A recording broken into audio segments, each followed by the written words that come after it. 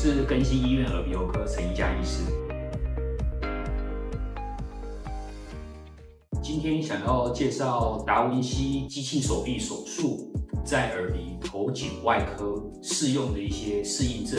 还有一些疾病。那打鼾这件事情，其实一般民众或多或少都有这样子的症状，所以我们要先厘清说，我们是一般的打鼾，还是说有没有进展到睡眠呼吸中止症？那其实有几个重点，第一个，有没有常常白天没有精神？有没有觉得常常睡不饱？甚至枕边人是不是有跟你反映，睡觉的时候突然间没有呼吸，可能停了10几20秒才又开始打鼾？那高风险的族群里头，除了男生比较肥胖的病人，甚至这些腰围、颈围有家族史的病人，还有呼吸道比较狭窄的病人。那阻塞性睡眠呼吸中止症，如果摆着不理它的话，我们会发现有很多慢性疾病的产生。那常见的包括像失眠啊、焦虑症、忧郁症都有可能因为这样子疾病产生。那国人最在意的失智症，其实文献也提到，睡眠呼吸中止症的病患，未来失智症、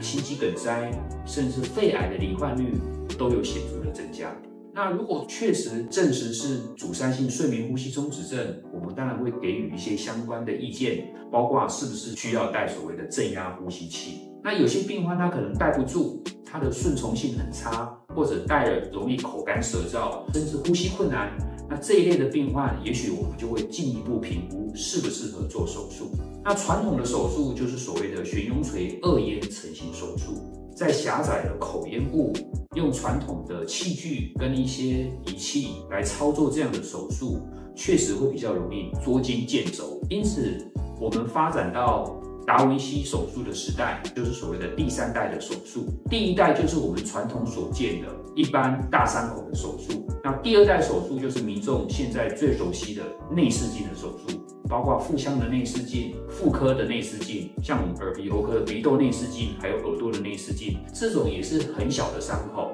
但是2D 的手术跟达文西的手术差在哪边呢？第一个就是所谓的视野够不够清晰。达文西机器手臂的优点是在于它的视野非常的清晰，而且它是个3D 的视野，让我们手术的医师更去了解整个病灶跟正常器官组织相对应的位置，而且在这么高倍率的放大之下，重要的神经、肌肉、血管，我们都会安全的保存，甚至避开。那机器手臂的第3个特色就是说，它的手腕非常的灵活，它模拟人类手腕的工作，甚至可以在更狭窄的地方去操作，包括旋转、夹取、捏握、缝合、止血、电烧，这些对达文西机器手臂来做一点都不辛苦，而且很容易就达到。那达文西机器手臂，它除了刚刚提到的打鼾、阻塞性睡眠呼吸中止症、悬雍垂2咽成型手术、舌根缩减手术，甚至包括一些口腔、